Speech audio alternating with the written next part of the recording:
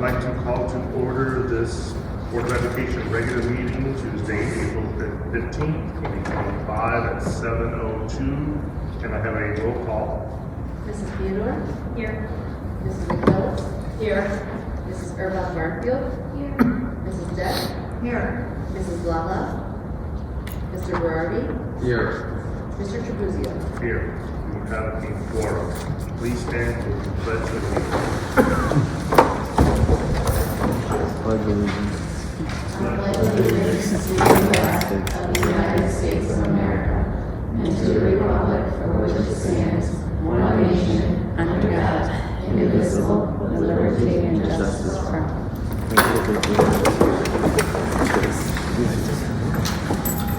Mission statement. Holly, will you read the mission statement? The mission of the Orange School District 80 is inspiring educational excellence and a nurturing environment. Thank you. Celebrate the success.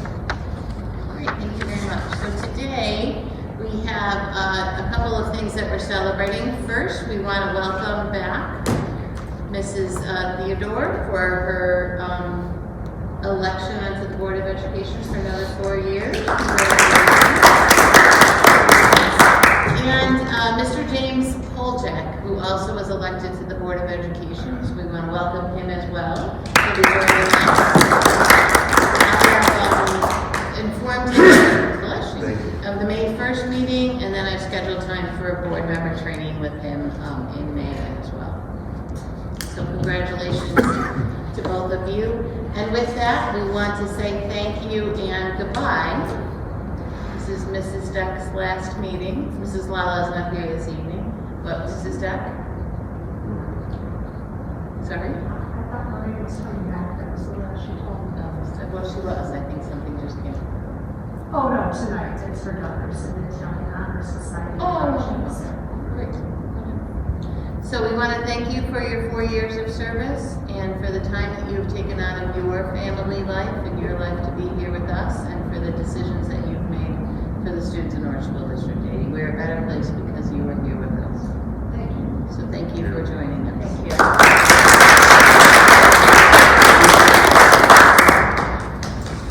Just as a quick reminder, and I think I have this later in my presentation, we have the last meeting then of this board really is on May 1st. You're welcome to join us, of course. And then we will end that board, this board will approve any minutes that are outstanding, like the minutes from this meeting. We'll end that board, we'll swear in the new officers, and the returning officers, the returning members, and then we will start up a new reorganization. Also for celebration tonight, I have all the celebrations tonight. We want to take some time to celebrate our two wonderful assistant principals, Mrs. Ahrens and Mrs. Gulo. April is the Assistant Principal Recognition Month, and so we want to celebrate both of them for their hard work that they do here in the district. Mrs. Ahrens, as you know, this is her 4th year here in Orange School District 80. She has really blessed us with working with our older students and our younger students. We want to thank her for her work with us and her wearing of gym shoes, because she is often running in the hallways and taking care of all of our needs all throughout the building. Also want to thank Mrs. Gulo for her work here with us, her 1st year with us. I think she's off to a great start in her admin career. And it was a great place to start here with us in Orange School District 80.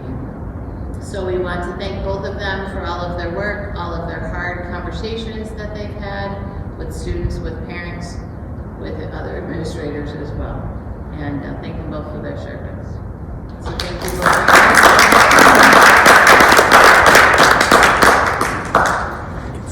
We have a little gift token for them to thank them for their work also.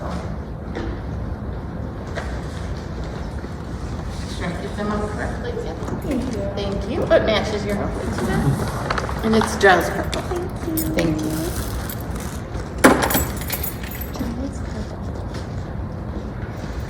Any other celebrations? I'll take this opportunity to celebrate Autism Acceptance Month every April. It's a time to just kind of recognize our incredible individuals with ASD.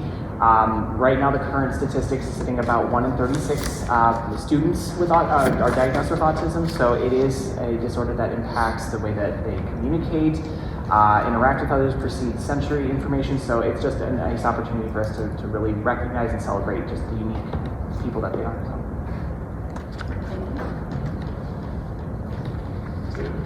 Any other? This- Go. And quickly, that these students raised over $14,000 for the Kids Art Challenge. And to culminate, we had the fourth grade versus staff basketball game before spring break. So it was a really nice time. Very good. We'd like to celebrate our band. They had a solo competition this past Saturday at Giles School. The students did an amazing job. So we'd like to celebrate them and all the amazing accomplishments they had. And then finally, we're done with our IAR testing, so we're extremely excited about that as well.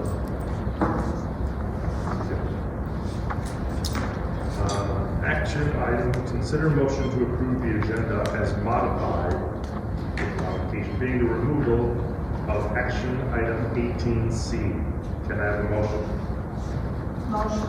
Molly? Second. Renzo, roll call please. Mrs. Steph? Yes. Mr. Berardi? Yes. Mrs. Theodore? Yes. Mrs. McPhillips? Yes. Mrs. Urbach Barnfield? Yes. Mr. Trevisan? Yes, the motion passes. Recognition of visitors and visitors. Any correspondence? No? Public participation that couldn't be in either. Request. We've had a pretty meaty month of FOIAs. Yeah. Now that these will be posted on the website. Thank you. The first one that you see in A here is a repeat for FOIA that received the same type of information was requested, just different years. So on page 2, you can see all of the different dates and times that we received the FOIAs.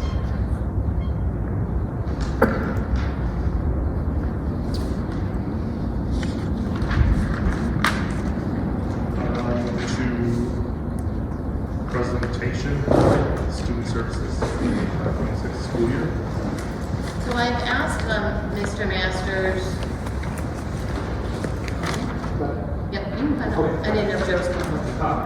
To present today about student services, which is his department, which includes special education, multilingual services, and preschool services. So he's going to give you kind of a brief overview about some of the services that we offer and also discuss the future. So, well, thank you. I appreciate this attitude because it is, it's kind of a lot when you think of student services, like what exactly does it entail? I know that previously this board has known that I have a role for special ed. What's the difference? And the big piece is really, as kind of, as Ms. Susie was pointing out, there really is 3 components. We talk about special education, we talk about the multilingual piece, and now PFA or preschool, which is kind of somewhat related in its various forms. But to really kick things off, it's really important to understand where special ed comes from because that is a big part of a lot of what we do. And this basically special education comes down from federal law, IDEA, Individuals with Disabilities Education Act. And really and truly, there's 2 components of special education. It's really the core values that kind of operate the whole process. Free and appropriate public education, which is basically that any child who has a disability has the right to a free and appropriate public education, which gets a little bit more into detail, right? That means that their families cannot be charged for the education that they have. It must be individualized to meet their needs, and it does need to give them that access to the general education curriculum. So that's going to come up a little bit later, so just kind of file that in the back of your mind. The other piece is the least restrictive environment, and that's really where are the kids learning with as much as possible to their non-disabled peers. Again, we're trying to really focus on the general education setting. So it's helpful to kind of identify like, who are we talking about. So under IDEA, there's actually 13 different categories that we have to recognize. So when we actually fill out all those paperwork, all that massive paperwork, 50 plus pages, one of the crux of the paperwork is basically what are we looking at? What are we looking at when we're talking about a child with a disability? There there are 13 categories, which you'll notice that there's a 14th here because in Illinois we do recognize a developmental delay, so that's a child basically 3 to age 9. And that kind of is a catch-all. We're not quite 100% certain what the disability is, but we kind of know that there's a deficit. That's really the key. You'll notice here that I've highlighted this in blue.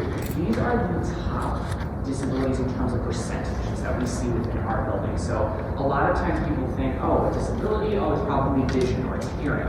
Those are actually fairly rare. What we are tending to see a lot more of is autism spectrum disorders, developmental delay, like I suggested earlier, the other health impairments, so that could be something from ADHD to other conditions that could impact much more widespread consequences that can kind of impact a child's health while learning, specific learning disabilities, so reading, writing, or math, and then speech and language impairment. So one of the tasks that we have in the department is that we actually do need to do a child count every year, and this year, as of March 5th, we are currently servicing 161 students with disabilities. That's actually up about 13, I think, from last year. So it does include a lot of students with those disability categories that we just talked about a second ago. So the bigger question that comes in is we are running 161 individual plans for these kids. So what does our service look like? How is it actually being executed? So this is actually a nice kind of continuum. It's a nice visual to help understand what we're looking at when we say, okay, where does the child learn? And you'll notice that it starts out larger and it kind of goes smaller. And again, going back to that principle of, are we giving the child a chance to learn in the gen ed setting as much as humanly possible and as appropriate amount? As you go on, you'll notice that it gets a little bit different, where we're talking about different types of special education support. So you'll notice here we have some supplementary aids. That might be accommodations. That could be a co-teacher, what we called in the past. We're talking more about inclusion practices, which I'll talk a little bit about the difference in a second. Then we're getting more into resource, which is like a specially designed special education classroom focused on reading and math. We start to look at our self-contained placements, so we're talking about, we're actually pulling a child out and giving them a specialized classroom to focus on their specific functional needs. And then we'll also talk a little bit about separate special education day schools, so like our therapeutic schools. We sometimes will see some of those lower categories, but that's very, very rare. We don't typically see that in the top that often. So what specifically does our services look like? Well, like I kind of alluded to before, we have kind of what we're starting off as an inclusion. This is basically where we are pushing into the gen ed setting and we are giving our students that opportunity to learn in the gen ed setting with their non-disabled peers. When we talk about pulling out, we're talking more about resource instruction. So again, we're providing a separate class for them to learn reading and math, and really digging in, giving them that separate instruction to give them at least a part of their day still with their peers, but a little bit out where they can learn at their best. The self-contained is, again, we are giving them an entirely different kind of mode of instruction or potentially curriculum, depending on the type of self-contained classroom that we're focused on. And then our out-of-district placements, that's where you'll have a lot of those discussion points about like, okay, what are we looking for in terms of this therapeutic versus that therapeutic, and what kind of service that we provide. So one of the things I wanted to make sure that this board understands too with us is, when we talked in the past about co-teaching, we really are kind of using that a little bit liberally in terms of what we're actually talking about. When we're talking about co-teaching, we're actually speaking about inclusion support, wherein we are actually pushing in and kind of allowing our students to get those specific instruction from the special education teacher. And it's really more focused on, are they with their peers learning the same curriculum as much as possible with some assistance from that special ed teacher. Okay? Co-teaching is just one strategy that is used to kind of implement that inclusive practice and inclusive bringing everybody together. And the really big piece is that are we actually planning together and delivering that instruction with a mixed group of students? So kind of thinking of it as an umbrella, right? Inclusion's like there's a big idea, but co-teaching is one specific practice that we have used in the past. So just trying to make sure that our language is a little bit more aligned in that space. Now, resource is again that pull-out piece where we are pulling out kids and we're out talking about a deliberately smaller classroom size, a slower pace, but it is still focused on instruction in math and English language arts to make sure that they are learning. They're still focused on priority standards and we are still focused on their success in the future. So that's the whole of special education in a very brief nutshell. So that the next piece is going to be multilingual education. which is a big focus for us this year.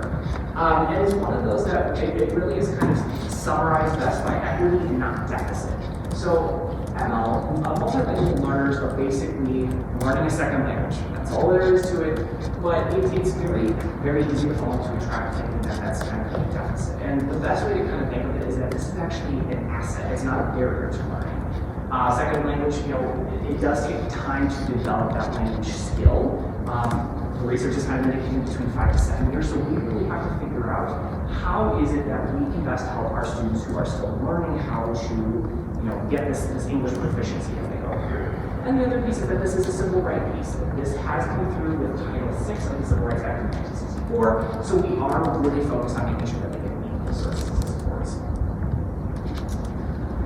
This is actually an updated number. We have about 30% of our students who are considered English language learners, which is also multilingual. There's a little bit of discrepancy with some of the names sometimes, but in other words, we have about 1 in 3 of our students is multilingual learners. So that really covers quite a big spread, and it does represent 23 different languages, which you'll see in a little bit. So again, how are we servicing our kids?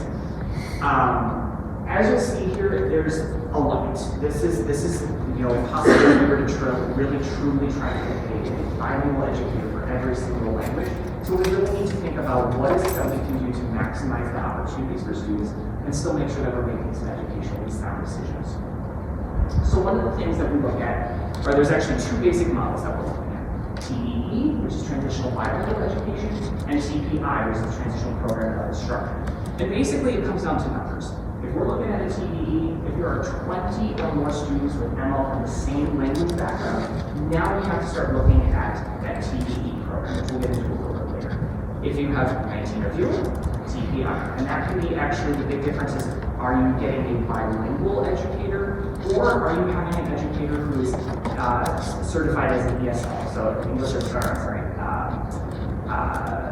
multilingual. So basically they can teach that language skill within the classroom. That English is a second language. So there's 2 different types of TPE. You can have full-time TPE, which is basically you're getting full instruction in all of your areas throughout the day, or you can have part-time. So it's kind of like we're getting some very specific pieces to it. And that's based on the access score, which is one of the assessments that we offer to all students who have identified as speaking a second language in their home. And they have certain cutoff scores that basically determine their eligibility. So these are just kind of some overall models of what bilingual or multilingual education can look like. I will say that our TPI, are options that are at both schools. Our newcomer is at Giles within the WIN program. The shelter we really don't offer, but think very similar, along the similar lines of that push in versus pull out special education piece. So this is actually what we are currently working with in terms of WE versus Giles. So you'll notice that we right now have TPE for Ukrainian and Polish at WE, and we have TPI, TPE program. Ukrainian, Polish, and Spanish. Giles, very similar, but the only difference is that Spanish will be added to next year. So we'll be talking a little bit more about that at the very end of this. And the last prong of this is basically preschool. So preschool, you'll see a lot of overlap with special education, but there's also another part which is PFA. So PFA is a state-funded program that provides free preschool for all, that's what PFA stands for children 3 to 5, okay? And we do look for certain characteristics, right? We're looking for family based on needs, so income, language, special education needs, homelessness, those kinds of pieces. And we really are focused on early learning standards, getting them ready for kindergarten. So it's, again, trying to find that high quality education, making sure that we are trying to close equity and educational and achievement gaps so that we can make sure that they are the best success for their future. So again, focused a lot on very research-based curriculum, trying to make sure that we monitor the progress as the time goes on. So again, who do we serve? Now this is where it kind of gets a little bit murky with some of the stuff that I was indicating about special education. As a district, we have a child find obligation, which is our legal obligation to basically find children who have disabilities. And this does start very early, so you'll notice that basically we are looking for birth to 21. Now, for a little early, there's a little bit more to that, which you'll see down here. There's actually 2 parts of IDEA. Part C, which talks birth to 3, And we don't do that typically. That's going to be something that we work with early intervention. So there's a whole host of networks that we can actually work with. Easter Seals is one. We work with a bunch of others where they will kind of get students, or young children rather, they'll work with them if they're displaying some type of deficit. And then once we get to age 3, then we start to take over and we talk about that preschool program. So our responsibility is to seek out and evaluate these kids and decide, do you have a developmental delay or a disability? And if so, that FAPE and LRE, that free appropriate public education, least restrictive environment plan. We are doing a lot of coordination and we are really doing all of those IEPs. So all of that documentation is coming out on a lot of the students, so that's a process that you'll see a little bit later as well.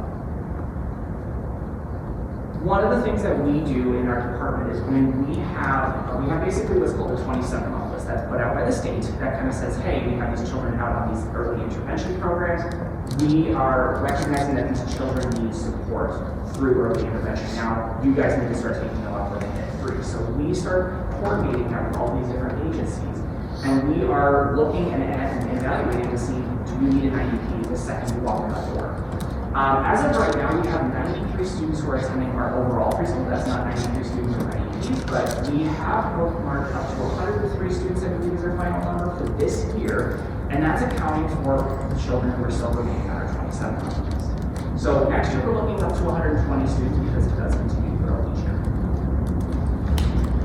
So the way that our services generally operate in terms of where they're at is that we offer a blended preschool program. So what does that mean? It's basically a model where all abilities of children learn together. They're learning, they're play-based, so it's a lot more fun. You're learning through exploring and interacting with your environment.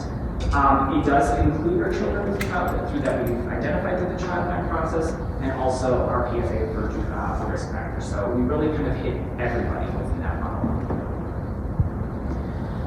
With regard to our specifics, we have 3 preschool teachers. We have 2 sections of each. So we have an AM and a PM section, about 17 students as of right now for each classroom. And we do focus on that early intervention, that equity, and that access. We, again, are focused on that play-based, but we are trying to prepare them for kindergarten, and we are trying to promote that social-emotional growth. Now, the one piece that I will say is very important to kind of underscore here is one of the other pieces that we try very hard to kind of steer clear of is a 70-30 rule of special education. And that basically applies to everybody in the entire district, every classroom. We cannot go over 30% of students with IEPs in a given classroom. Now, that does not include children with just speech only as a part of their IEP. So if they're only receiving speech language services, that does not count. But if the child has a reading deficit, we start counting each child, and we cannot go past that 30%. That becomes difficult with the preschool program because, as you might guess, a smaller classroom, it becomes very difficult very quickly because one child will make a very large percentage gain in that cities. So we really have to balance that very carefully. So what are we looking at for next year? So all of this kind of paints a picture of like, what are we looking towards the future for? So one of the pieces that we're focused on is actually adding a new self-contained special education classroom. That's basically going to kind of cover off on that preschool to kindergarten transition. The current group that's transitioning are a wonderful bunch of students. We do recognize that there is quite a lot of need, and they are not needs that can necessarily be met in that inclusive setting. We recognize they need a specialized type of program, and we have identified some key ways that we think that that can be met for those students. So we're looking at a classroom of about 6 or 7 students. In terms of multilingual, we kind of talked a little bit about Spanish. Again, we're starting to focus in on that point where we're over that breaking point of 20. So we will need to look at that Spanish teacher. And then we all are also looking at that additional paraprofessional Polish equity just to help make sure that our needs for the Polish community are supported, or our Polish speaking community are supported. And then lastly, our preschool, our goal is to actually increase the additional our paraprofessional support by 1 in each classroom. Again, to kind of help meet those needs of all of that variety of students that we're seeing. And we want to make sure that we're giving that inclusive, equitable opportunity so that the kids can learn and really get them set up for success. And we think that an additional paraprofessional will provide them with 3 adults in that classroom. And are there any questions? Yeah, that's a lot. I'm so sorry, it's 5 minutes over. If I just go back to this slide and comment, we are looking at a new self-contained special education teacher, as Mr. Masters mentioned. This is a net zero addition for us though, because of the changing around of some things within his department. That doesn't mean we're hiring a new teacher, but not a new position. The Spanish teacher is something we're mandated to have next year. We have let's get access results first, but we believe we will have over 20 Spanish-speaking students at Leanne Giles. We do believe we can do a half day at one school and a half day at the other school.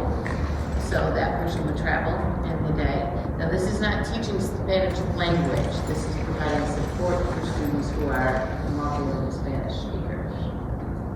And then an additional, if you might recall, we had mid-year, we hired an additional paraprofessional for the ML program for Ukrainian. This would now be an additional for Polish. And then, and this would, for the preschool, this would be grant funded, an additional paraprofessional in each of those classrooms. As I'm sure you have heard me say many times, we are seeing high needs, especially in our 3, 4, 5-year-old population. So we want to help support those classrooms, and this would be completely grant funded through PPP. But it is that those are additional positions, those 3 and the additional professional that we have published would be an additional position, as well as the Spanish teacher.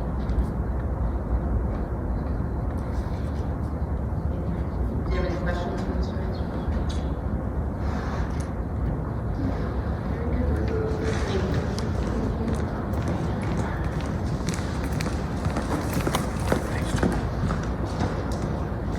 To administrative reports, Superintendent Ms. Busick. Reports and discussion. Thank you.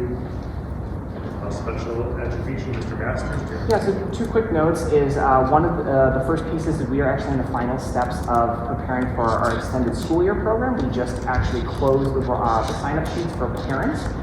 So we have the final rosters, we're building classes, we're getting our related services all lined up, so that should be up and running by the beginning of May.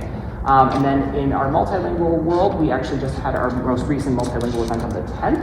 It was really great. They had an opportunity to share stories in their native language, and they got to just have a really nice appreciation of different cultural traditions. Out of curiosity, extended school year registration, what is the total students Numbers? compared to last year? It is down, I would say, I think it's down 5 students from last year, so it is, ESY is a very specific type of summer school where we don't open it up to all students with special education needs. It's much more need determinant. But last year I think we had 19, this year we're down to 14. It is mandated that we offer ESY to no cost to parents. So that's not the full summer school program. That's Correct. just, we do run the ESY at the same time as the full summer school. Thank you. Let's see. Giles School, Mr. Denton. Yes, Friday, April 25th, our 8th grade students will be going to Ridgewood High School for Transition Day. This is an opportunity for Ridgewood High School to showcase their building, their programs, their staff. So our students will be placed in groups and will have an opportunity to learn everything Ridgewood High School, from technology to their activities, athletics, to academics, the works. So we're excited for that program. And also on Monday we had a PTA assembly. It was extremely exciting. It was a storm science assembly that our students were able to observe. The funny thing was, it was the gentleman that came out to do the presentation. He did a science experiment where he created this cloud and the smoke went up to the ceiling, and he was so excited about it. He's like, it's going to be so much fun. And I explained to him that his fun and my fun are 2 different things, because when he shared that with me, I then had to call the district office, we had to call the fire department, the 911 dispatch center, we had to put everyone on alert, the alarm company, just because in case of the fire alarm going off. So I was very nervous. The kids were extremely excited. When the fire alarm didn't go off, I looked at Alyssa and I was like, it didn't go off, in shock. But it was really fun. And so thank you to the PTA for doing that, and I wanted to share that with you. So thank you.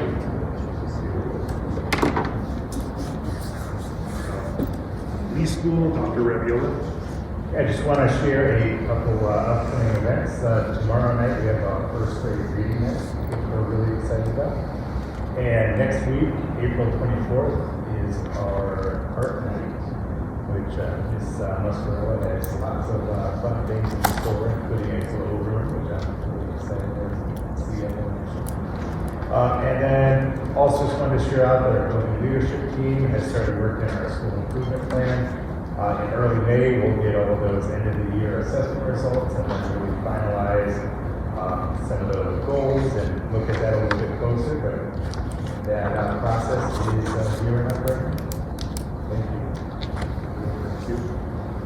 Discipline reports, Giles, Mrs. Gulo. We had one in-school suspension in violation of board policy 7:199 and 21. And that is my report. The school, Mrs. Aaron's. We had two in-school suspension in violation of board policy 7:199. Board committees, education, nothing to report. Board policy development, we've been looking at the 500s, and next month we'll get the 600s. Correct. Building and grounds, ongoing plans for the summer, I probably touched that, something in discussion. Behavioral intervention, nothing to report. Negotiations, human resources, discuss in closed session. Finance, nothing new to report. Communications, nothing new at the moment. And Newark Park District, there was a committee meeting last month, and later in this agenda, there's an action item for a contract addition. On to discussion items.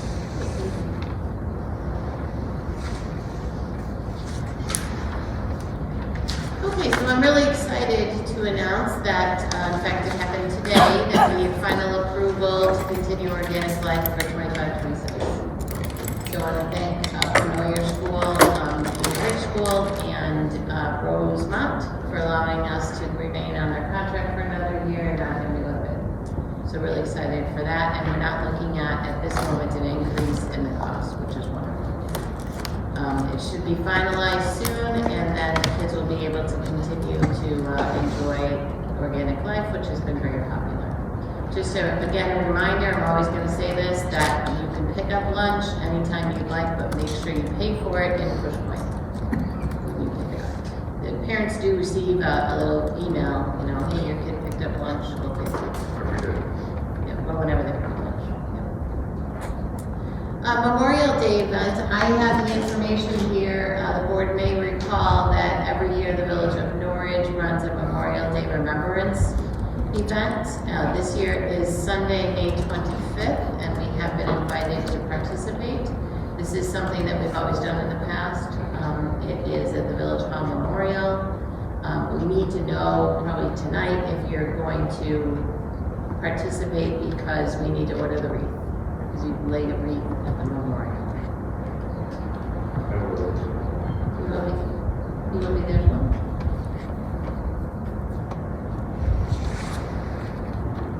Okay, wonderful. And I looked at everyone in there, we'll order the wreath. Thank you. So I wanted to talk a little bit more about a reunification event that we have planned in Norwich, and this is September of 2026, and that is 2026. I know you might think, oh, it should be a mistake there, but no, that is about a year and a half off. An event like this, we're working with Norwich and Howard Heights to host a school-wide reunification event. An event like this takes the time to plan. This would look like a full-scale, some type of something happens at one of the schools that are involved. The schools are listed there, and our neighborhood schools of Union Ridge, Ridgewood, Neuer, and Lee and Giles. Something would happen at one of the schools that would make it not safe for the students to continue at that school, and we would actually move the students to another school. Now, the students will not be in session this day. This will be a teacher and student day, so this will just be staff from all of those schools, districts, and possibly some community members that may want to get involved, possibly some older Ridgewood students that may want to get involved. So we have started the planning of this. Who's involved in this? Of course, are the school districts, the Norwich, the Howard Heights, and then surrounding police departments like Schiller Park, police departments, Norwood Park Fire Department, the Park District is involved, and we've started these about twice a month meetings to plan out what the event is going to look like, how we're going to, lack of a better word, advertise this, because this will look very scary to anyone that doesn't know that it's happening. One of the reasons we do it, I'll share two. On our side, it is so that we can practice what reunification looks like. If there ever were an event that would happen with the police department, fire departments, they have their own plans of what they do, and this will allow them to practice that. And then once that everything is secure, everything moves back to us again now, the school district, to take care of how we are going to reunify families back together, move kids out of the zone that they could no longer be in, and just practice that. We have already have some plans in place, and have already, the admin team has already attended some trainings on that, and there's 2 more days in June that most of the admin team will also be attending. So this allows us to be able to practice. I want to formally thank Norwood Park Township because they did donate the reunification materials, about $8,000 of kits, vests, different kind of lanyards, different kind of signs, and those will all be held, will be kept at all of the schools. If there ever was an event at a school and like needed to come into one of the other schools, we would use that for reunification. So Norwood Park paid for those, and Ridgewood High School put them together. So I want to thank both of them for all of their work. That was a great deal of work to put them together.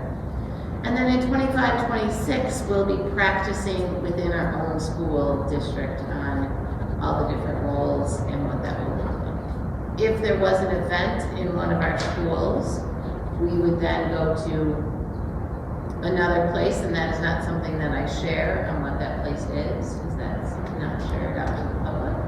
And then people would have different roles there. Along those same lines, if something happened at one of the other schools, they would go somewhere else also, and our staff might go there, at least our admin staff, and help with that reunification process, even if those are not our students. We can still help with that process. So this is going to be a big deal in Norwich in 2026, Norwich and Howard Heights, so I'm probably going to be talking about this a little more. I am meeting with the association, the Teachers Association, let them know that this is what the plan is for that day, and just, I think, as much as we can communicate and let people know what's happening, the better we are. We are working with people from Addison who have done this event in their schools and also did the event at a Marcus Indian Theater, where they had a reunification event from what happened at the Marcus. So they've had some good lessons for us to learn and some things that will help us as we go along in this process. Just want to share that with you. Okay. Any questions about that? Speaking of the Norwich Police Department, I want to mention a couple of things that we've been working with them on recently. We have some new names and titles for our safety drills. We used to kind of call things hard lockdown or soft lockdown, but we've now really defined a little bit clearer on what it is that's happening in the buildings. And our communication, we have some written communication that is standard between all of the school districts, the 3 school districts that we work with. A hold means that the students hold where they are located. This can be used for something like you need an ambulance to come in because a student fell on the playground and hurt their knee or hurt their leg. Then the students would just hold in place where they are in their classroom or on outside or whatever place that they're in until that situation is cleared up. Secure is a word that we will use if learning continues within the school, but no visitors and nobody can leave or come into the building. So secure just means like everybody stay where they are, stay in their spots. If you're outside, come inside, but we continue learning. Lockdown then will remain is the last word that we'll still use, and a lockdown is a shelter in place. What you think of as a lockdown, everyone go into a classroom, lock all the doors, turn off all the lights, be out of view from the public space. Now, it's really difficult when we run these drills. The teachers always have a lot of questions, like, well, what if this happens? How would I handle this? And how would I do that? So the police department has been working with us on some tabletop exercises. We had the first one in Giles a couple of weeks ago. The next one will be at Lee, and then we'll circle back for another one at Giles and another one at Lee. Session 1 focuses on how to react to different scenarios. So it has a narrative scenario. This is what happens. This is what you should do. And then session 2 is actually acting out of the scenarios. That'll help our teachers to know, in this case, what is the best thing to do. Obviously, we all know that if there is a lockdown call, it is best, if safe, to get out of the building however possible, as long as that is safe. So that'll kind of help our teachers to feel more empowered on making those decisions in the moment if something like that ever had to happen. The exercises, the tabletop exercises, have just a lot of different topics, and I thought the first meeting, which the police department and Mr. Biecki facilitated, went very, very well, session 1. The teachers were very responsive. I had a lot of good questions afterwards, and I'm really looking forward to it being done at Lee in the very near future, and then the session 2s with the acting out. The other area with the police department is they are like 99% sure that if everything stays as it is right now, we should be welcoming a school resource officer in the fall. There will be an opportunity for interviews. The IGA that we would have with the police department, I believe we will have to re-sign. We have already agreed to one, but Chris will be re-signing with the police department sometime in the summer if this actually finalizes, which I'm hearing is going to finalize. So exciting things going on, and a wonderful collaboration that we have with the Norwich Police Department. So I thank them for all of their hard work as well and their support. We call the police department. We have called the police department at 10:30, 12 o'clock at night and said, hey, can you go out and check on this? Or hey, can you do a wellness check? Can you do that? And they are always willing to help us and always willing to help our families. Today in consent, I'm asking you to approve the following calendar for 24-25. When we put together the calendar for ISB back in the previous school year, we built in 5 emergency days. Now ISB would like us to clean that up, clean up any unused emergency days, and then submit the final 180-day calendar. We do this every year. Registration fees for 25-26 are moving along. Registration itself is open currently right now. We are kindly asking people to please complete that by May 31st. We do understand that that is not a hard and fast deadline. We're asking kindly for people to complete that by May 31st so that we can plan for our staffing and our classroom students. So students who are returning in preschool and 1st through 8th grade can do that all online through PowerSchool, and it's actually much more streamlined now. It's one form instead of all those different forms. It's really not bad. Much easier. And you upload right into it instead of having to send an email with you. Much easier, so thank you. The kindergarten registration, that is the only one that's still in person. Kindergarten registration is a little trickier because of the half-day and full-day options, and that we need to get a deposit on the full day if a family is going to move to full day, non-refundable deposit. So that is required in person. And Mrs. DeCinthio is making appointments for that, so contact her if you need an appointment. Curriculum fees have all been loaded into PushPoint. They're $275 if paid by May 31st, and if paid after May 31st, they're $325. So think of the $275 as your early bird fee, and $325 as your not early bird fee. So if you have not paid that, please reach out to me that now to save the funds. Next week, we're also going to begin registration for band. Band is $245, and we'll be beginning to have student parents, families complete that registration form for it. And then the fee is due before the first practice at the time of payment. So families can make payments over the summer and get that in before.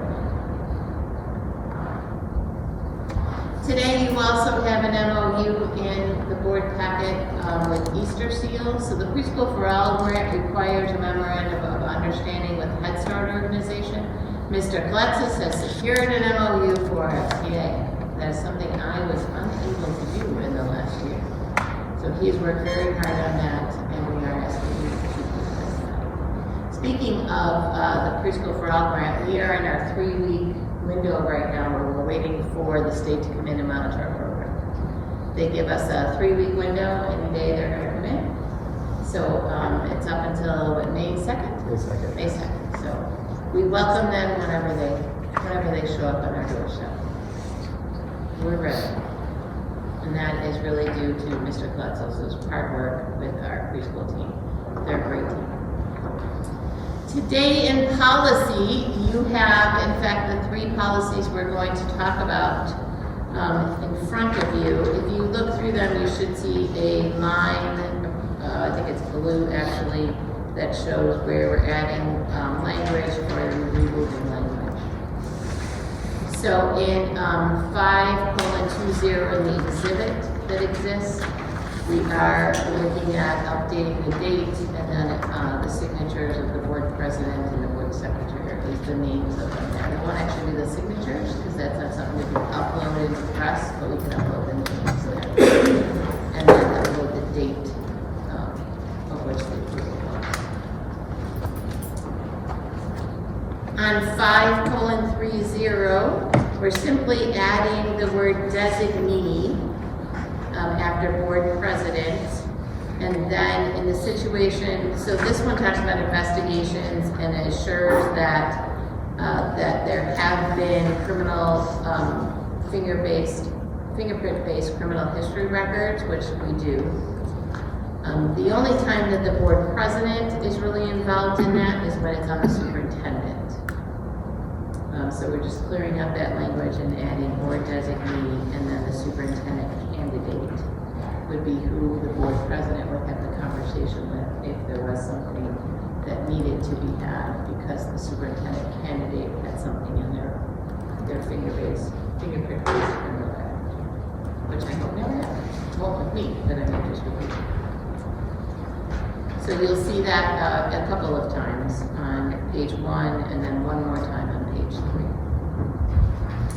The last part is just simply a language cleanup on 5.1.5, which is on, I think it's page 2. Yep, page 2 under eligibility, the word following these things.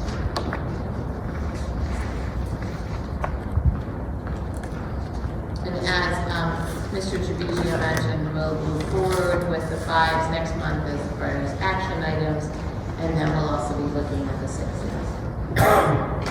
I will ask the board to reconsider having, when you have your reorganization meeting on May 1st, I'm having a policy committee.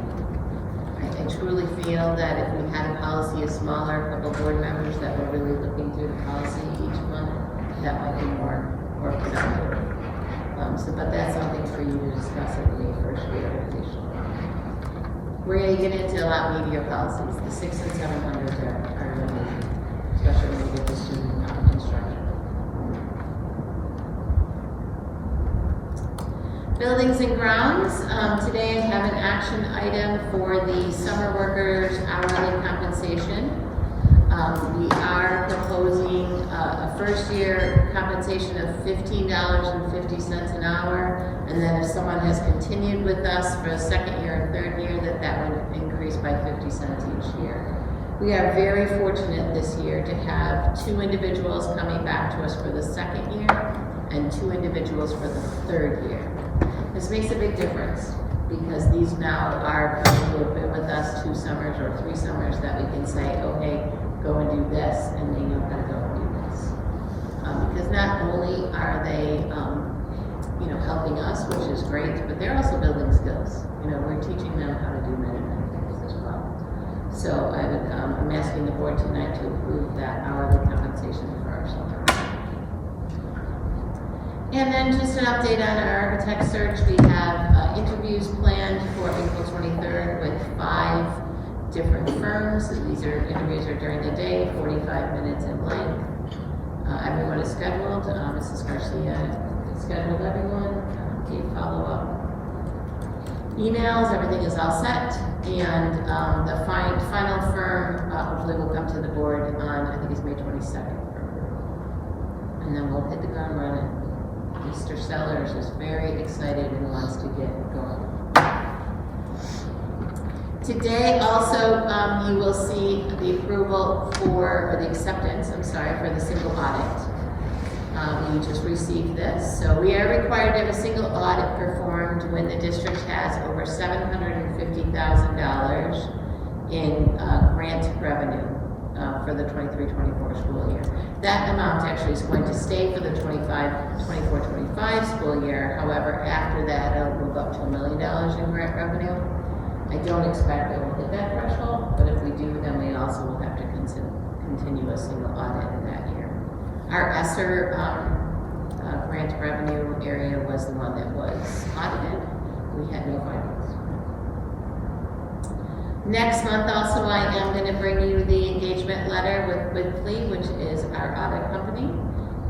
It is likely that we'll have a single audit for FY25, that we hit that $750,000 threshold, but we won't know until we get a little closer, but that is very likely, and we would like to engage, have another year of Whitley doing our audits, which usually takes place at the end of July.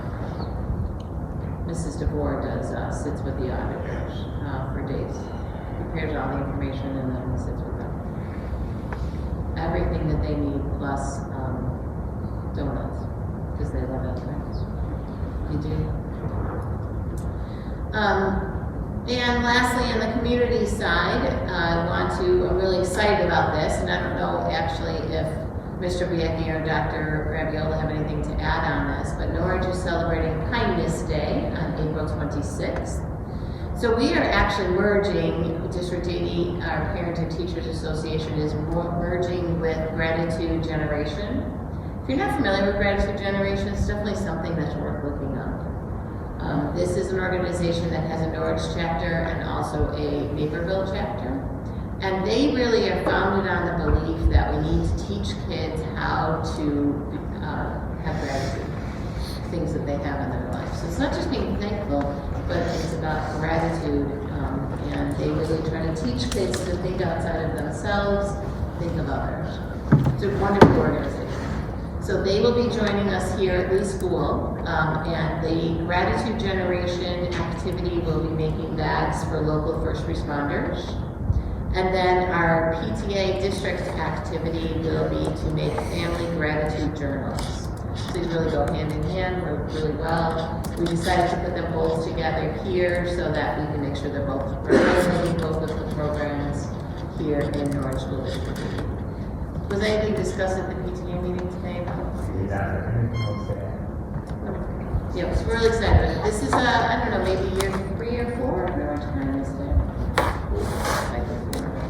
So we've always had something here at Lee School, and we're really excited. Mr. Biecki is going to be joining here this year.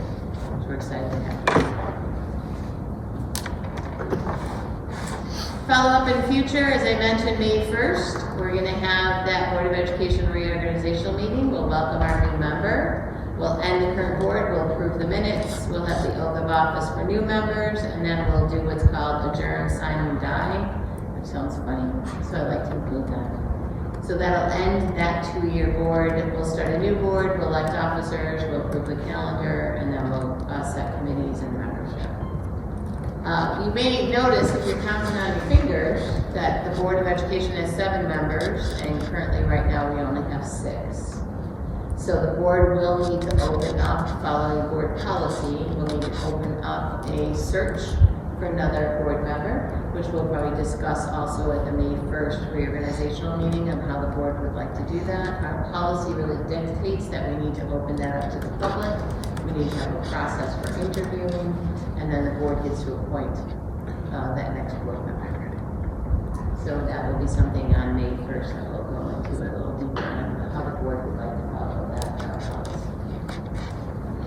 And set up some interviews, if there are multiple people or more. And that is my report. Thank you. Consent agenda.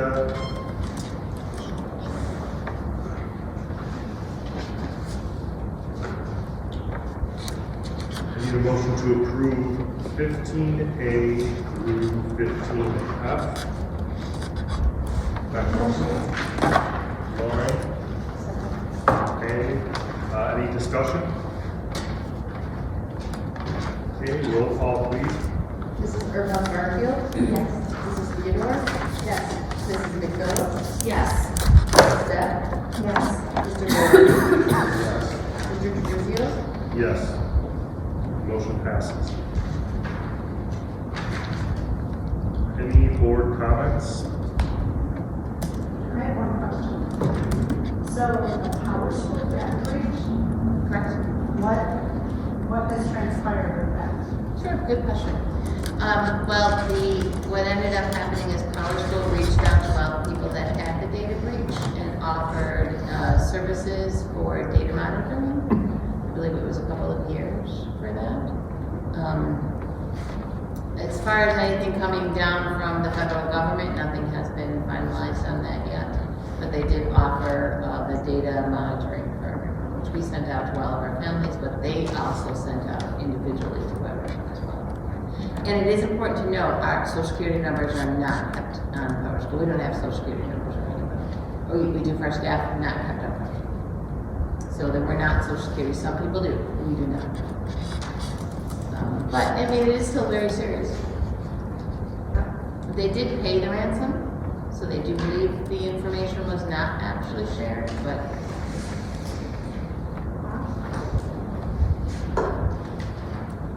and that's public, so I can share that. Wow.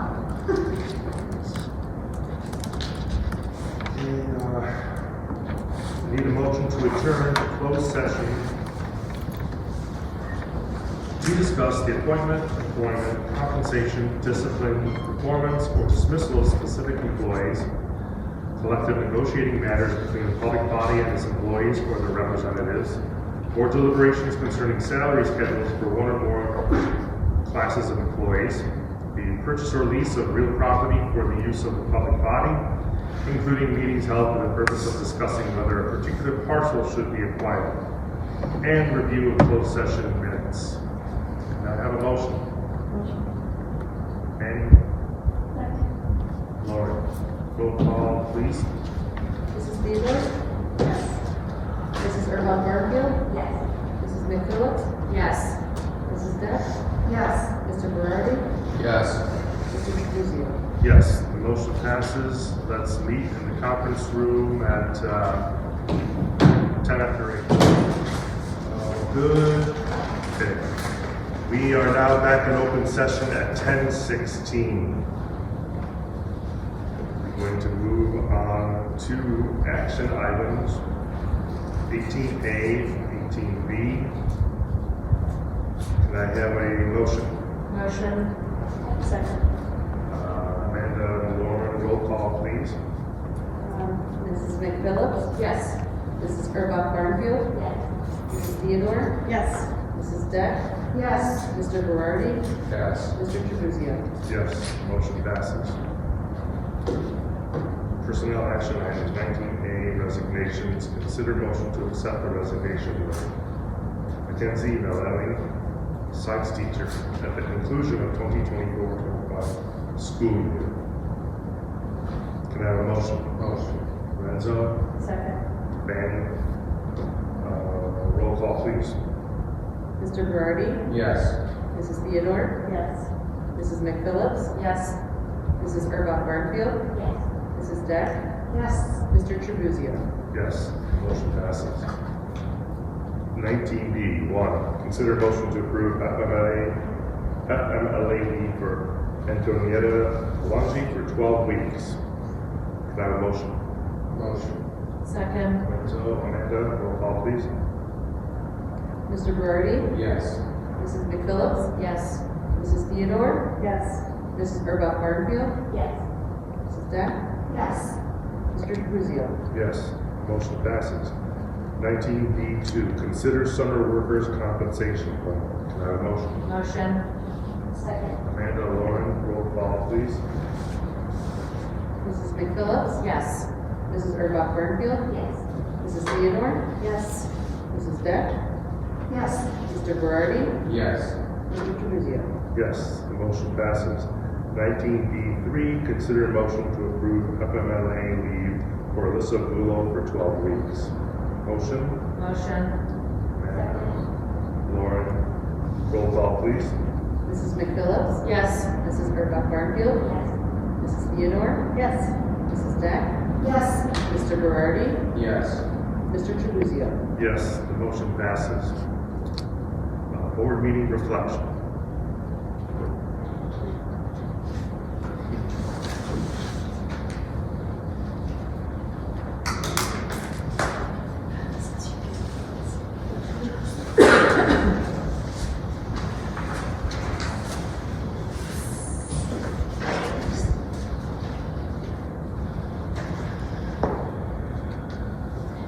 A motion to adjourn this meeting at 10:19. All in favor say aye. Aye. All opposed say nay. Meeting is now adjourned.